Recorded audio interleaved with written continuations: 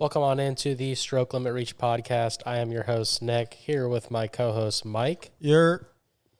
And we are back with the Week 11 review of the college football week, and it was a hectic week. A lot of upsets, Mike. I know, you're pretty upset. I'd like to just start off opening this podcast with maybe allowing you to speak on what was Miami's first loss of the season. We're going to get to it later in depth, but just let us know off the top of your head, what are you thinking? God, so it's been a while since you've heard from us. I was riding a very high with Miami for a while, and after the Virginia Tech game, it kind of came to a realization that there might be an issue with the defense, and it just kept coming week after week after week, but we just kept holding on because Cam Ward is great, and he's able to just win us games. And Saturday we saw a Miami offense struggle against the Georgia Tech team and couldn't bail us out of our poor defensive play. They just did whatever they wanted, whenever they wanted, with whoever they wanted running the ball. And we could not seal an edge or stop a run or meet them in a gap or get a tackle to save our fucking lives. So it just didn't help that our receivers they couldn't get open. And in the first half, they were dropping balls left and right. And these are supposed to be 3 receivers on our team that are going to go to the NFL. Mm-hmm. Whether it's this year or next year, we have 3 NFL caliber wide receivers on this roster. So it was disappointing, very sad, and I'm still not over it. I fucking hate Georgia Tech. It's not a team I ever thought I'd hate, but I hate them. Hello, darkness, my old friend. Was definitely on repeat that night. Yeah, if you guys don't know, this was the downfall of Miami season last year when they end up not taking the knee, the fumble, and then the touchdown. So it just sucks to happen 2 years in a row where you lose to Georgia Tech, but we'll get down to that game. So that being said, Mike, let's first go into Florida, Texas here.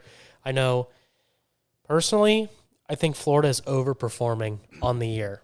That being said, I don't think the record is going to prove that by the end of the season, but I think it just hurts that you've got Graham Mertz out for the season. Now DJ Lagway, more than likely going to be out for the season. So that being said, I mean, it's not going to look like a success for Billy Napier, but I think they are overperforming from the 4 wins that people said they were going to have. I know they're sitting at 4-5, but then again, how much of these next couple losses are you going to put on the coaching staff with a third-string Yale quarterback? Yeah, so I was going to say, I don't think they're overperforming, at least from my preseason predictions for them. Like, so far, I've gotten every game for them correct. But the product on the field looks good. Exactly. That's where I was going to go. Coming from, I believe... I'm not talking about wins and losses. I'm talking about product on the field. Whatever happened first, it was either UCF or Kentucky. Whichever one of those games first, I feel like, is where they started to kind of hit groove and kind of... I think the Welcome to the Fucking Show game was against UCF that we were at. And I think that's kind of where some things clicked with them. And you saw an increase in production. As much as I hate talking good about Florida, like, they started playing on the field better. They were starting to be at least competitive in these games. The defense was starting to look sound. There was not really blown any assignments. They were making tackles in the open field. Offensively, they were able to establish the run, which is huge. They were able to run the ball. Even against Georgia last week, you saw them, after Lagway goes down, they break those couple big runs, kick that field goal right before halftime. Mm-hmm. So I do think they're going in the right direction. Unfortunately, I don't think they win another game, minus maybe Florida State. But the Florida State game gets a lot more interesting with this quarterback out on the field. Yeah, so even though Lagway, like me and you were discussing all week, when we saw that injury, we both said, this guy's out for the season. Whether it's a strained hammy where you can't force him back because then you're going to risk a tear, and that's an even bigger issue, or if it was a tear immediately, he's obviously not coming back. Yeah. So they're trying to play it off that he's got a chance to come back, and I just don't think it's possible. Like, if he has any sort of muscular injury, if they force him out and they risk him tearing that shit, and God forbid he tears it against Florida State or whoever they end the year with, Georgia. No, they already played Georgia. Fuck. Who's after Florida State for them? Florida State's the last game of the season for them. Is it? Yep, it's always the last game of the season. Okay, so whether they fucking put him out there for any of these last games. Yeah, LSU, Florida State. They've got one other game, though, I think. I can't remember who it is. Yeah, I believe they have LSU next. I have their schedule right here. Yeah. I think it's LSU. Ole Miss. Ole Miss, yeah, then Florida State. Personally, I think the LSU and the Ole Miss game was games that they were going to be able to compete again. But then again, after this was pre what Ole Miss did this weekend, where it looks like they've clicked something, starting with that Arkansas game last week. But ultimately, let's flip over to Texas, because Texas, outside of Quinn Ewer's first couple passes of the game that were extremely dangerous, I think they looked very well, sound on both sides of the ball. Their play calling was insane to me. Like the schemes that, how do you say the coach's name? Serinsky? Steve Sarkisian. The play calling that he has over in Texas, like they're such simple concepts, but the way they're running is complex. Like I don't know if you saw the double fake. It was the fake reverse, fake inside zone, back into a reverse with the first guy being the lead blocker. Yeah. Fucking ran free for, I think, 40 yards. Yeah. I think that it didn't touch up. Like simple plays like that, like Texas offensive play calling is difficult when they're in groove. Yeah, Steve Sarkisian shows why he is one of the best play callers and best offensive minds in the country. Just week in and week out, he's able to scheme his team into a lot of victories offensively. I think the only game that offensively they didn't play great was Georgia, but I think that was more to Georgia's coaching staff scheming up one of the best defensive game plans I've ever seen. So outside of that, I mean, it's hard for me to look elsewhere when it comes to the SEC's best team right now. I think it's Texas. And I think that's a common theme right now with every conference. That being said, though, I think the SEC is so volatile right now that, Texas could lose to any of these top teams in the SEC, and that's why I think the playoff is going to be so interesting. But I will say there's been that graphic going around social media about Texas' schedule that they probably drew up like the easiest possible schedule. Looking back at it, because their non-conference game that was supposed to be huge was Michigan, but now Michigan's sitting at 5-5. That's not really looking. Their schedule was tough. So their strength of schedule was tough. Their strength of record is what's tailing off because the teams that they're beating are losing. Yeah, so these teams that they're playing, they're just not interesting, I guess, or not competitive. I agree. Looking back at it now, their biggest win is Michigan was their biggest non-conference win, but then when it came to SEC schedule, it was. They don't Mississippi play State, bottom feeder. They don't play Tennessee. Oklahoma, which is going to be their yearly rivalry, but they are a really bad team this year. Texas A&M getting drummed. Then they played Georgia. Then Vandy, who's been the historic bottom feeder, but this year Vandy kind of came alive and became a respectable team. Yeah, still not a playoff caliber team. No. Then Florida, obviously. They have left Arkansas, bottom feeder of the SEC. Kentucky, middle of the pack, bottom feeder offense. No, they're shit right now. I mean, they look bad on everywhere. And then Texas A&M, who's a rivalry to end the year, which Texas A&M has played better than I think they really are, and their 100%. schedule is better than they actually are. I was big on Texas A&M this year, but I don't think they're a playoff contender. But I do think they're made a step in the right direction. At the beginning of the year, I think that that just looking at their schedule, they probably drew the easiest path to the SEC championship. Yeah, and that's what I was getting at. For a new SEC team, they definitely drew probably the easiest schedule they could make in the SEC, minus Georgia. Yeah, I mean, the SEC is going to be fun to watch these last couple weeks. I mean, with you could potentially, if Tennessee could make it in, Ole Miss could make it in, Alabama can make it in. Total teams that have a chance. Yeah, I mean, it's coming down to the wire, and this is what you wanted. This SEC, if you're an SEC fan, this is what you wanted.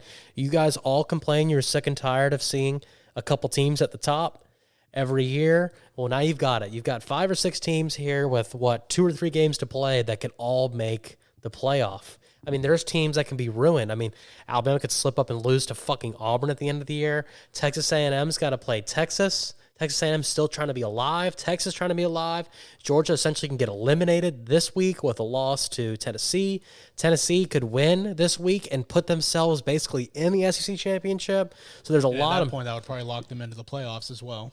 Yeah, I mean, if you think about it, Tennessee only has 1 loss. Georgia's got 2. So this is a must-win. This is remember how, I mean, we didn't get to do our podcast last week, but in my mind, I was thinking this is a do-or-die moment for Ole Miss. Ole Miss will have their back up against the wall. If they lose, they're eliminated from the playoff and the SEC championship against a 1-loss Georgia team. Now, essentially, this is exactly what is happening to Georgia this week with Tennessee. They have 2 losses. It's put up or shut up.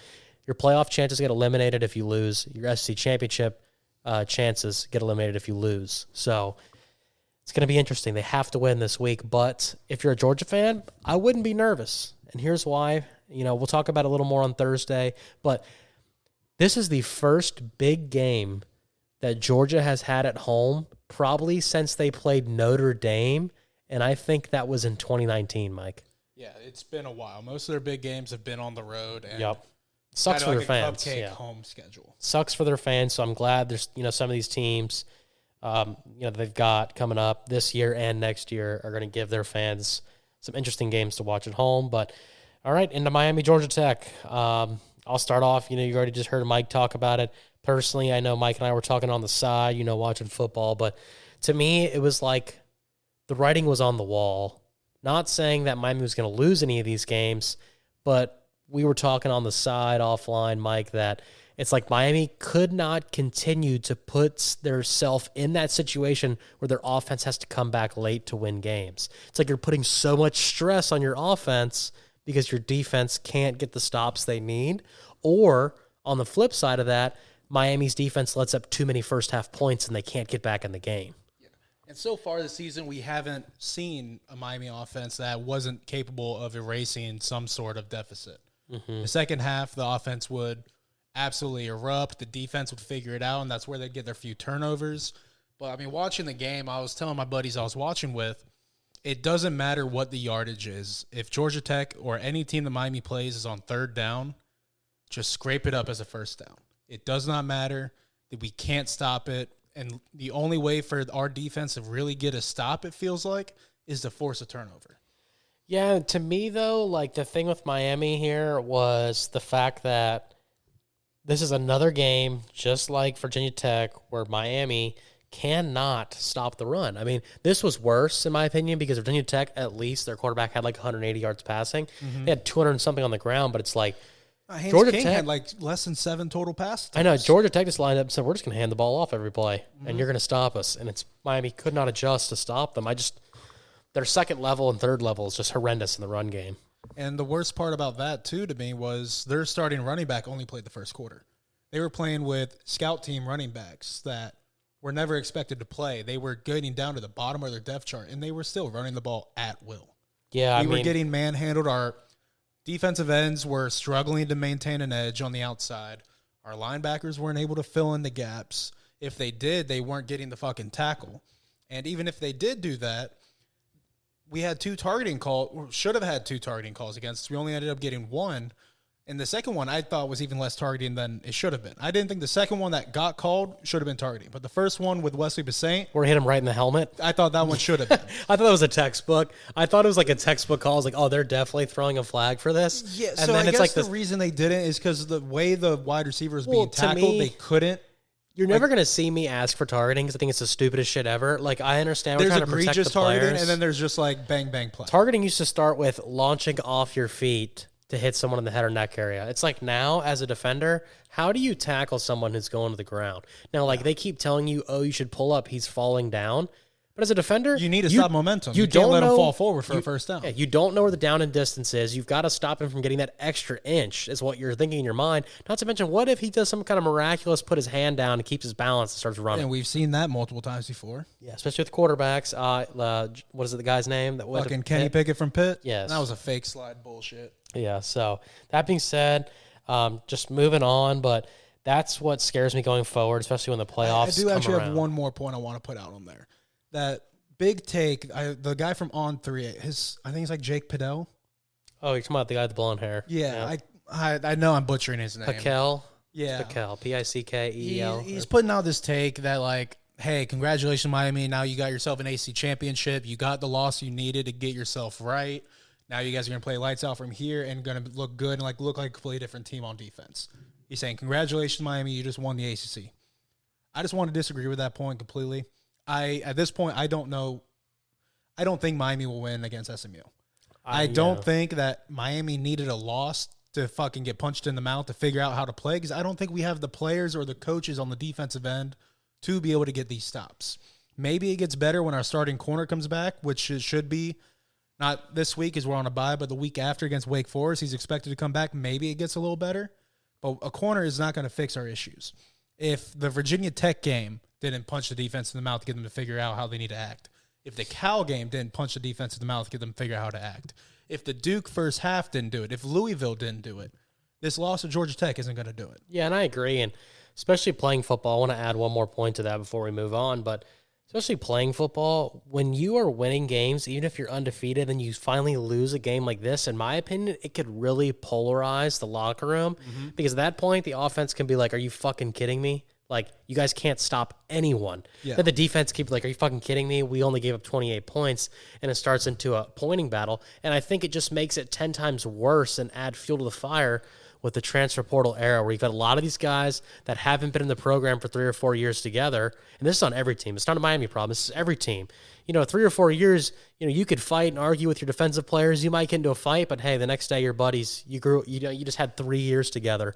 With these guys, you don't fucking know each other besides this year. So it's like, that worries me. And I agree with J.D. Piquel, what he was trying to say.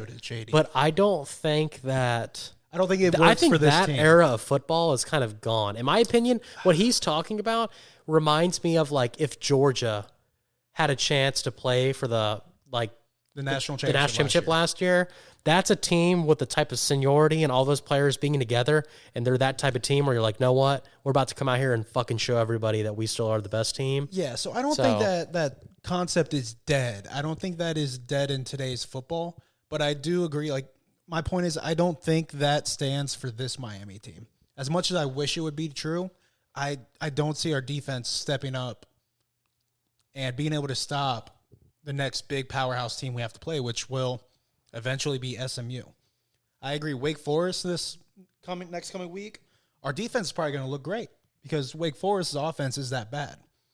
And honestly, that could be the worst thing for us at this point in time, because now if our defense plays great against Wake Forest, we're going to go into Syracuse, who can have a good offense at times, depending on how fucking, what's his fucking name? Kyle McCord wakes up that day. Is he feeling fucking like good Kyle McCord, or is he looking like Pitt Kyle McCord? Mm-hmm. So, like, I feel like our defense is going to get real fucking full of themselves when they have a good game against Wake Forest and a good game against a bad Kyle McCord Syracuse, that we're going to go into SMU and they're going to put 50 up on us. It's a potential, for sure. Let's go into another disappointing football game. This one's not as bad in my opinion, but it is Georgia losing to Ole Miss. Now, that being said, Ole Miss played their best game of the season by far, both sides of the ball. Georgia played the worst game I've seen them play in 4 years. Yeah. 4 years. Did not look like a shell of themselves. Went out there. I understand it was raining. The weather conditions are bad, but both teams are playing in these conditions. But that being said, Georgia the entire year outside of the Clemson game looks like in these games, like especially this game, Mike, it's like Ole Miss wanted it more. Their players wanted it. Georgia's players are kind of going through the motion. It's like every week we keep saying it. It's like they roll out on the field and just think, we're Georgia. You're going to let us win. It's like, we're the best team in the country. You're not going to beat us. We had one bad half of football against Alabama, and now it's, you're in a do-or-die moment, and the offensive line for Georgia looked atrocious. One of the worst offensive line performances I've ever seen. Listen, guys, I'm an offensive lineman, so don't come at me on sideways on fucking YouTube or Twitter saying everyone wants to blame the offensive line when the games lose, all the way back to Little League football. Go back and watch this game. I'm releasing a video. It's kind of a spoiler. But we have some new series we're going to talk about at the end. One of them on my end on YouTube at Stroke Limit Reached is going to be film breakdown. I have been breaking down film for Carson Beck in Georgia. We're going to post a video about the downfall of Georgia's offense, and the weapons aren't there. The offensive line is severely underperforming, and in my opinion, it's putting a lot of pressure on Carson Beck to be a quarterback that he is not. He's a great field general. He can move people around. He can audible. He can make the short throws that he needs to. But the minute he gets in behind or maybe starts to doubt his scheme and thinks we need to score now, you see him start to fit balls into windows he's not supposed to, take too many chances. Ultimately, it stalls your offense out. This game, I also think that Georgia had a lot of offensive penalties that put them in like second and long, first and long, drive-killing penalties. But props to Ole Miss. I mean, they basically came up with the same game plan that Georgia did to Texas. We're going to try to confuse your offensive line. We're going to bring exotic blitzes. We're going to get home to the quarterback. And I can't tell you, Mike, how many times I saw Carson Beck get pressured to the A-gaps. The one thing you can't get away from as a quarterback 99% of the time is A-gap pressure. It's uncomfortable. You have a 250-pound defensive player right in your face. So Ole Miss did great. Both sides of the ball. Biggest win in Lane Kiffin's career, in my opinion. And now it's put up or shut up. Ole Miss, all you got to do is win out. I don't know what the rest of their schedule is, Mike, but this is what you wanted. This is the biggest win in program history, I believe. They have a pretty easy back end of the schedule. I mean, Yeah. their only 2 games left is at Florida and then Miss State. Yeah, so they should walk it to the end.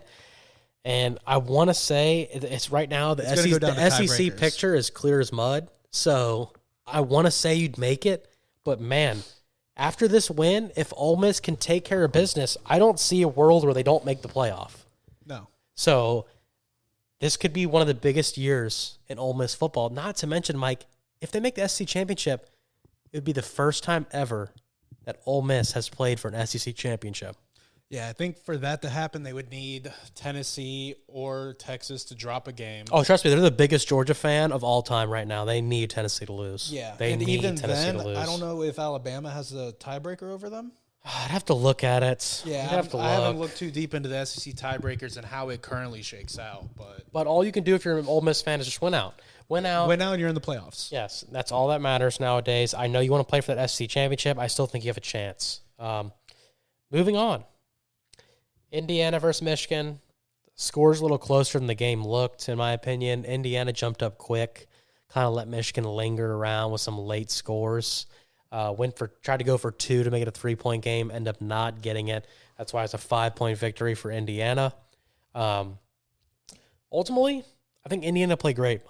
They play in the first half. Yeah, I was gonna say first half They they looked were great. I doing think what they wanted. They were controlling the ball. They're controlling the time of possession. The second half is just like kind of came out flat. they just took their foot off the gas. I think they thought Michigan was going to lay down because of the score. Yeah, That and they know end up- Michigan doesn't have a high-powered electric style of offense. Yeah, I'm really excited for Indiana Ohio State coming up here in a couple weeks because I just think that Indiana does have a little bit of a chance. Like, you know, you had Illinois highly ranked. They were an absolute bust. I felt like they were a bust. Indiana to me looks different. Like they were look able dominant. they're able to complete the first touchdown they threw over the shoulder to the corner of the end zone, like a 40-yard bomb. I mean, this quarterback each week shows why he's kind of lingering around in that 5 spot for that Heisman Trophy candidate. And this could be one of the best seasons Indiana's had in, 30 years? It's their best season ever. They've never been 10-0 before. Yeah, so props to them. I mean, I think I'm a this is their huge... first 10-win season in program history. I mean, watch... The Big Ten would absolutely hate for Indiana to beat Ohio State. Oh, Absolutely hate. absolutely. That would ruin. So Ohio State would still be in the playoffs, I'm sure, with the loss being to 1 Oregon and I think number 5 now Indiana. I know the playoff rankings come out later tonight, but Well, these rankings that we're looking at or AP. are AP. Yeah, so the playoff rankings don't get updated till tonight. Okay. Indiana will probably be. I think there were 8 prior to. So I think it'll they'll be probably 2 like versus 5, 2 versus 6. Indiana will probably be like around 6, but Yeah. the game isn't until next week. I don't think I mean, you have to imagine everyone's sliding up at least 1 after Georgia's loss. Georgia and Miami's lost. Yeah. So 2. Yeah, so I'm thinking 2 Yeah, versus so 6. Indiana's on a bye week, so at that point they'll probably get pushed back down after another team wins. So they'll probably be like number 6, number 7. Yep. So I'm excited for that game. Can't wait to preview that one. Moving on, my fucking Blue Cows, Mike. My money makers the last couple weeks, the Duke Blue Devils.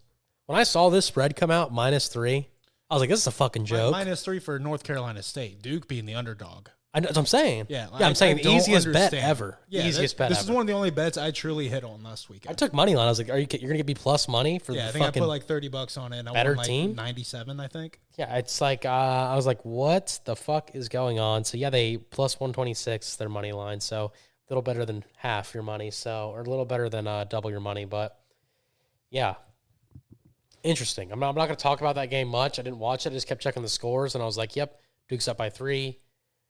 They're up by 3 late. They It got a little score. close near the end, but Yeah, I mean, yeah, Duke's a solid team this year, and it's kind of been a little bit of a surprise. I thought they'd be all right.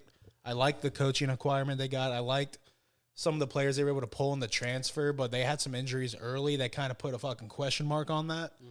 I mean, I'm impressed they're doing as good as they are. I think they're doing about what I thought UNC was going to be able to do, but UNC had way too many injuries and just Duke's the best team in North Carolina right now. Don't tell that to Trey. Oh, that's South Carolina. North Carolina. Just disrespecting Clemson like that. Anyway, moving on. Iowa State, this is kind of what I expected when we were talking about this last couple weeks. They're folding. They're literally folding. They just lose again to Kansas, a 3-win fucking football, or 2-win football team at the time. And, yeah, it's getting ugly for them. I just think that this was coming. There's not a team in the Big 12 that is just dominant, and it's up to BYU. And as much as I hate it, I think, Mike, that we might see a fucking Colorado playoff team that gets absolutely beat by 40 in the first round. Yeah, I mean, I don't know what the Big 12 rankings are looking like now. I think it's going to be BYU 1, Colorado 2. Yeah. And BYU has like a 2-game cushion, if that.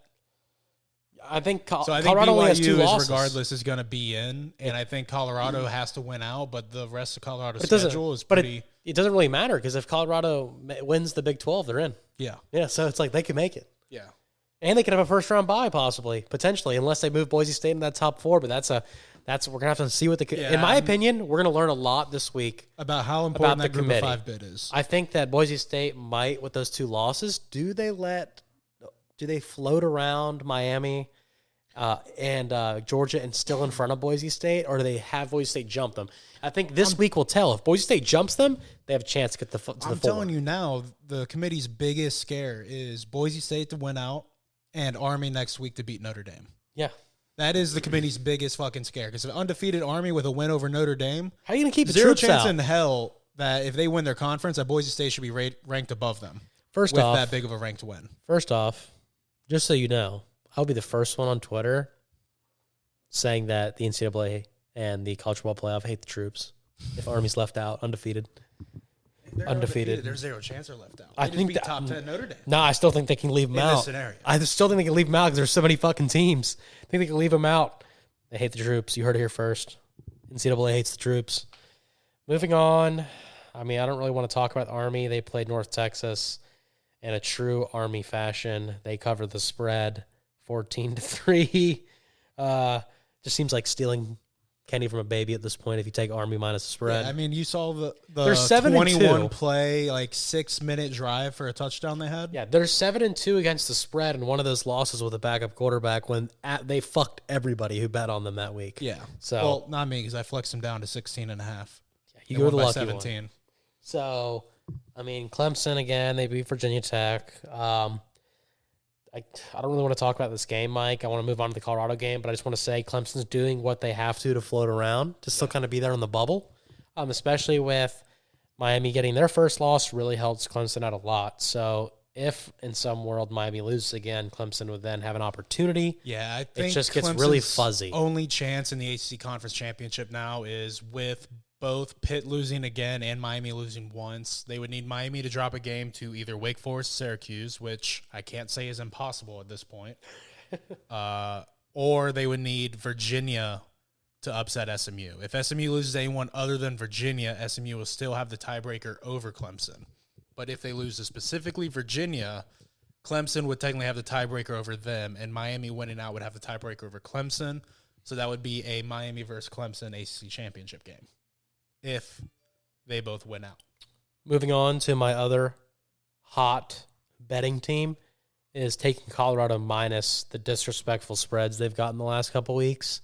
4.5. They win by quick math. What is 14. that? 14. Yeah. So another easy money game. I mean, so this was a game, if I remember, Texas Tech kind of came out to an early lead. They did. Yeah, it was They did. 13-0 in the first, and then Colorado was able to make it 13-10 at half.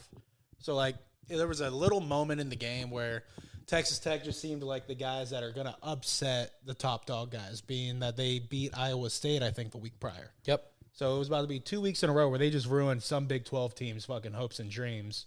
But then Colorado decided in the second half that they're going to do what they like to do, and that's score at will.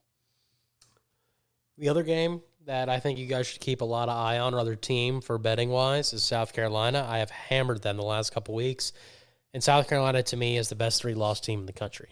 Yeah, They as much as it made me sad to pick them over Vandy. Yeah, I mean, they just are like, I mean, their 3 losses are to LSU, who, in my opinion, they should have won that game. They got fucked by the refs. They should have beat Alabama at the end of that game. They really only should have one loss, and it's to Ole Miss. Yeah, Ole Miss handled them. They choked against Alabama, and like you said, the end of the LSU game was just questionable.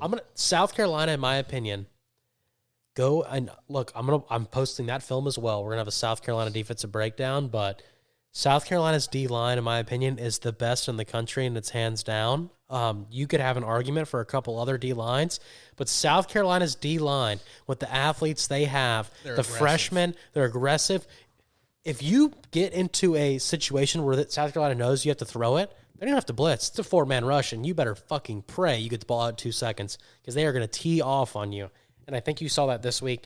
Vanderbilt, I think you're starting to see they're the Vanderbilt we thought they were. They're having a lot better season. But in my opinion, how they struggled to score points against a really bad Auburn team really put up a big red flag coming into this week for them to play South Carolina. Because I think that it's like mismatch in the trenches, I think you're starting to see with them. Yeah, it's absolutely. And I think a lot of these games where, like Alabama, for example, doesn't have a great defense. Mm-hmm. So they're able to be in that game. Texas really kind of didn't really prepare for, they just thought they were going to go in there and beat the shit out of Vanderbilt, kept the game close. I think Auburn and South Carolina and some of the other close games, Georgia State, these teams that just come out and they're like, you know what? We know you're going to basically run the triple option out of shotgun. We're just going to press it. We're going to make fucking Diego Pavia beat us with his arm. They're just showing you that they can't score any points in that situation. Yeah, and I think it's a lot of, even though Vandy's so undersized, they've been undersized in 99% of the games they've played this year outside of probably Georgia State.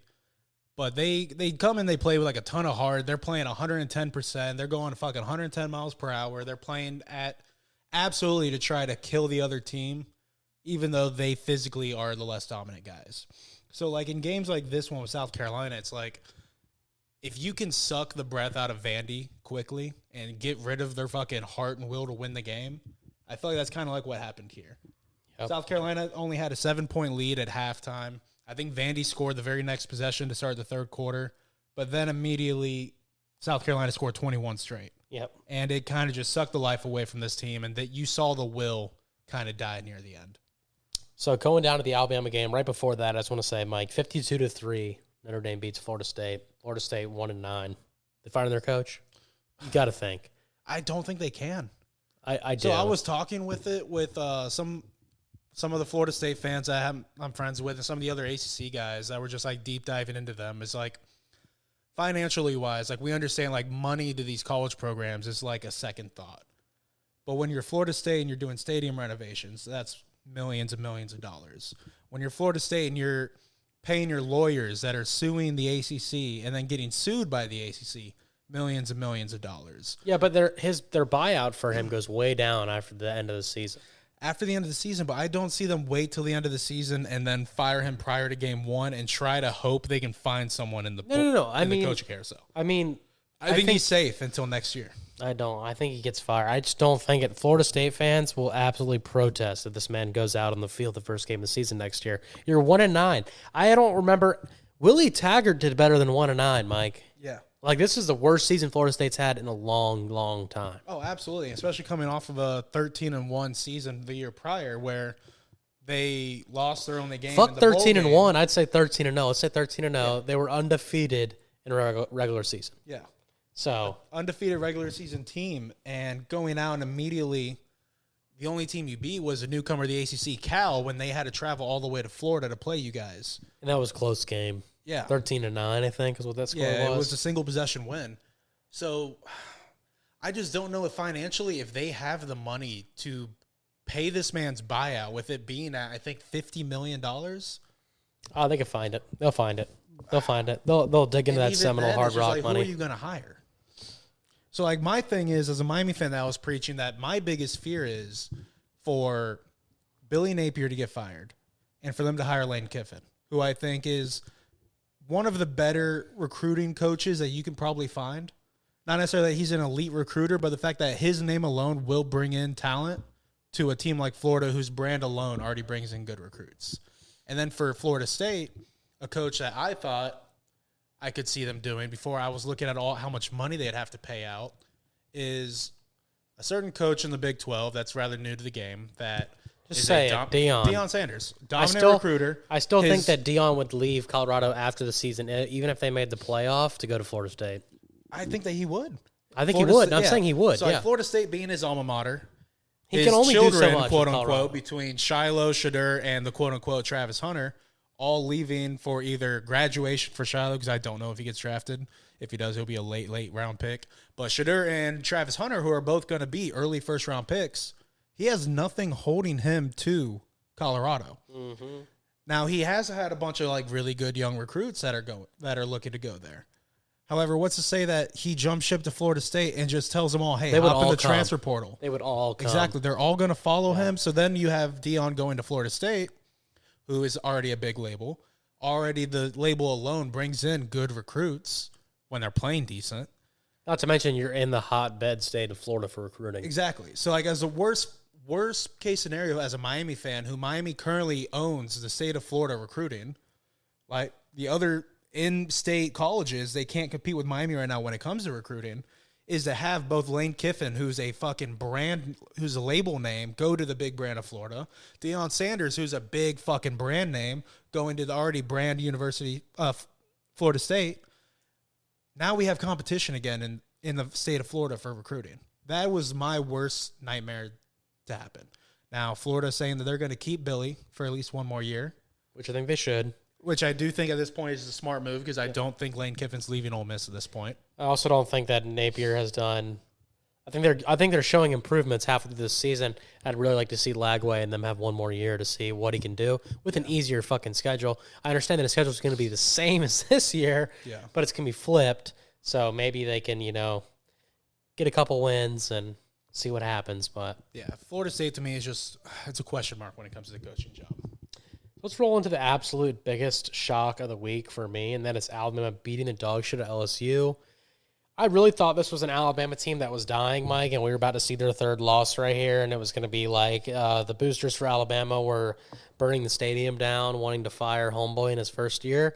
But here we are again in the month of November talking about Alabama probably making the playoff. So going back to that statement we made earlier about a loss makes a team better, I think that might have been something that we saw with this Alabama team. We saw them lose to Vandy, right? Probably put them into fucking dumpster depression. Then you saw them struggle and barely sneak away with the win to get South Carolina. And then you watch them lose to Tennessee at home. Or at Tennessee, I mean. So I think that last loss to Tennessee might have been the game that fucking punched this team in the mouth, and now they're playing good. I'm going to argue to that because I don't think so. I think it's the same Alabama team that played Tennessee. LSU, if you go look at it, the biggest struggle for LSU is they can't stop teams with mobile quarterbacks. So this just played right into Alabama's hand. They won on the road. This is a huge win. They should take this. They should run. I still don't think – I just don't think this Alabama team has what it takes to win the national championship. No, I don't think they have what it takes to win the SEC championship. They can make it there. I don't know how the tiebreakers fall. I think if they make it there, and I don't know if it would be against – Georgia, if it'll be against Texas, if it'll be against fucking A&M, if it's against Tennessee, Ole Miss. Like, I don't know who they would go against, but I wouldn't count them out of any single one of those games. I think this is the worst defense out of all those teams you just said. I do. I agree there. But I think their defense has been playing significantly better since that South Carolina game. Holding Tennessee to 17 points, granted, Tennessee's offense hasn't looked good all year. Completely shutting out Mizzou, and then holding LSU's offense to only 13 points. I think it was 1 touchdown and 2 field goals. Like, their defense has been coming alive to me the last couple of weeks and have absolutely been playing better than they are. So if their defense keeps up at the same pace, like they don't play another tough offensive team this year, I could really see them running the table. I know it hurts you to hear that as an Auburn fan. Fuck them, we're beating them. But like, I could see them absolutely run the table, and if the tiebreakers and the rest of it goes their way, I don't think it's out of this world to say that this Alabama team could sneak away a win against a team like we've seen Texas struggle, we've seen Georgia struggle, we've seen Tennessee struggle, we've seen Ole Miss struggle. Like, I don't think they are going to be the favorite, but I don't think it's going to be like out of the question that they can win. Just know, all will be forgiven. If Auburn can somehow pull out a victory against Alabama, we ruin their season. I'll be yeah, jumping for joy. You guys physically owe. We owe the loss to United ruin the States. season. Yeah, you owe the entire country of college football. Mike, Auburn hates the troops if we don't win that game. Auburn hates the troops if we don't win that game. You guys single-handedly kept Georgia out of the playoffs last year. We could single-handedly keep Army out if they beat Navy, or if they beat Notre Dame. We could be the team. We could be the reason why. We could be up in the fourth quarter by 14 and blow it like we have the rest of the season and keep You guys Army can out. stop a 4th and 33 this time. I believe it. I don't know. I want to believe you. But I watched this same Auburn team throw a pick 6 to lose to Oklahoma. So, an Oklahoma team who couldn't move the ball. And who was the other team that the same DB fucking fucked up and undercut a deep-ass fucking 3rd or 4th down conversion? Arkansas. Yeah, it was Arkansas? Okay. It was 3rd and fucking 35, and they threw a touchdown pass. Yeah. 80 yards. Yeah, I remember. Loved it. It was Love the same exact fucking DB. Speaking of that piece of shit team called Oklahoma, sorry for you Sooner fans out there. Wow, what did you watch the end of this game? No, I didn't watch a single lick of this game. I'm going to put it up on Twitter. Everyone make sure you watch this. Go to the page, stroke limit reached. Missouri, game's tied, Mike. Okay, I'm just going to set the setting right here. I'm sorry. Oklahoma's down by 7. Oklahoma with like a couple minutes to go breaks a long run to tie the game, right? All of a sudden you're like, holy shit, Oklahoma's got the game tied. Missouri, 3 and out on offense, Mike. 3 and out on offense. Oklahoma gets the ball back. Their fans are probably going ballistic at the house. You're like, okay, here we go. Oklahoma, all we need is a field goal to win the game. I'm pretty sure Missouri had a scoop and score fumble or a pick 6, one of the two, with like hardly any time remaining to win the game. Do you have the box score? Yeah, 42 seconds left. Jackson Arnold fumbled. Zion Young recovered fumble, returned for a 17-yard touchdown. Yeah.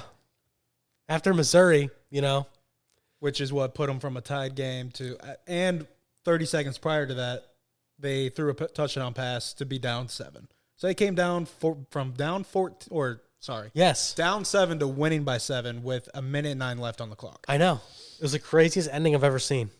Craziest ending I've ever seen in a long time. What the fuck? How did he fumble? They were handing the ball off or kneeing it out? There was 42 seconds left. Did they do something stupid and run like a play action? I'd have to look at it. For some reason, I think there was like a strip sack. Why was he passing the ball? I need to go look at this. You need to pull it up. You need to pull up the play. If I play it right now, Mike, it's going to go through this system.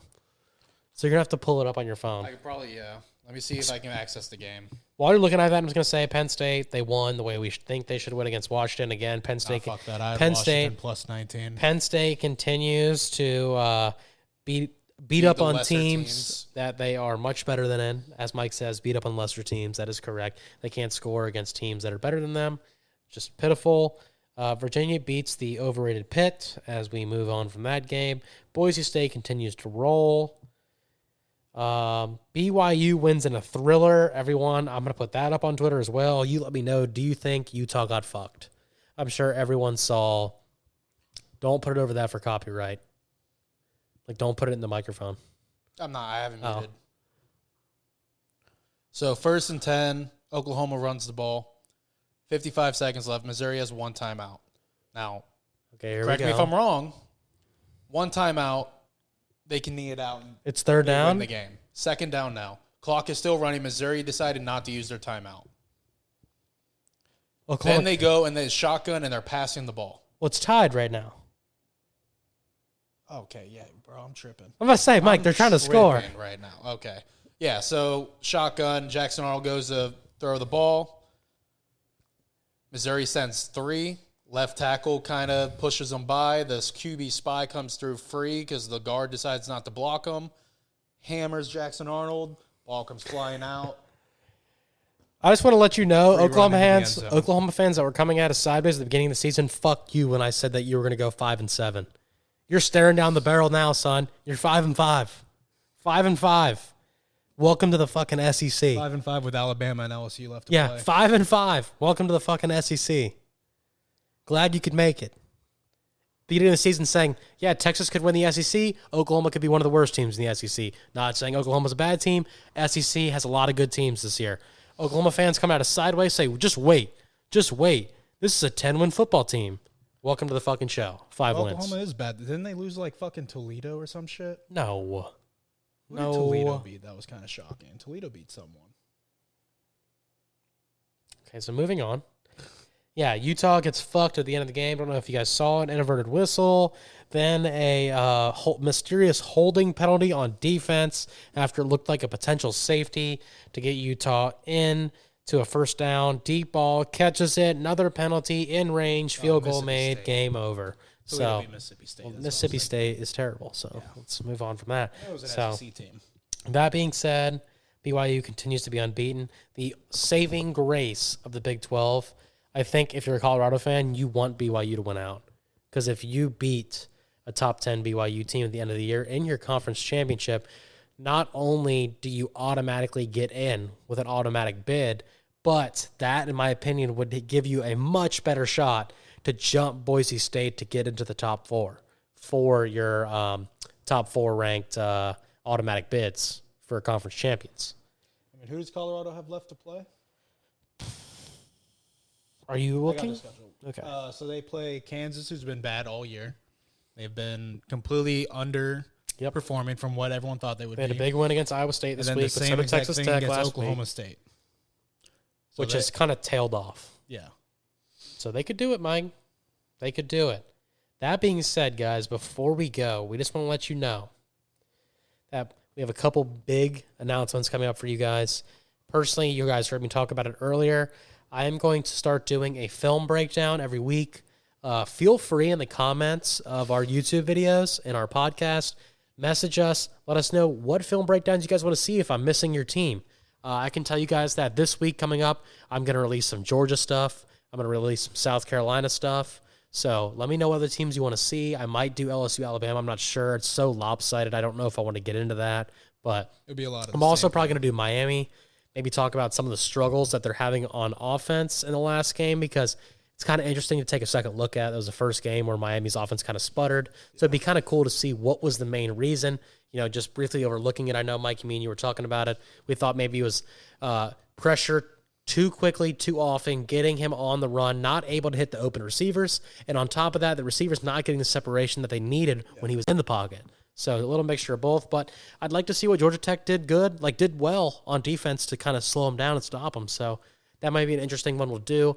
Mike, I don't know if you want to talk about your segment you're going to have on YouTube as well. Yeah, so I'm going to get started. It'll probably open up next week is when you'll see episodes start coming out. Maybe I'll do a couple of them this week, but I'm going to start deep diving into the NFL matchups for that way. Each individual week, individual matchup, talk about who's playing, who's not, what the spread is, and like what there is to look at each game. A lot of these NFL games, you're going to see close matchups, and that's the beauty of the NFL is that any given Sunday, something crazy could happen. So we're going to try to break down and get a good look to see what we're looking for in each matchup before we do the recap on the following week. Sounds good. And guys, Mike and I might have some special episodes coming up for you guys when it gets closer to this college football playoff. So just keep an update on that. We might drop that in the next couple weeks of what we're going to do for you guys, but it's just going to be a very interesting time of this 12-team playoff. So just keep an eye out for that. Again, follow us on YouTube at Stroke Limit Reached, at Twitter at S Limit Reached, at TikTok at Stroke Limit Reached. Just give us a follow all over the place as it helps supports the pod. Also, when we're talking about these YouTube segments where if it's just me for film breakdown, just Mike for the NFL review, these will be on our main YouTube. These are not separate YouTube accounts, so it'll still be under your Stroke Limit Reached.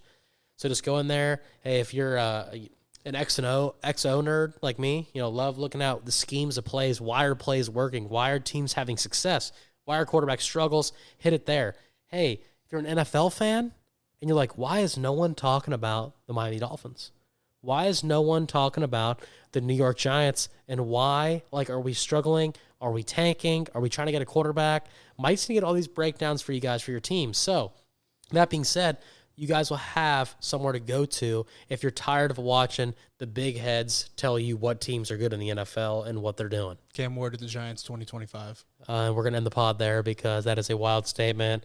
Cam Ward is probably listening to this podcast, which he's not. And he's probably like, fuck you, Mike. I'll never play for the Giants. That sorry-ass organization. But, Yes, the Giants do need a quarterback, Mike. So give us a follow everywhere else. We got a lot of interesting stuff coming for you guys. Until next time. You're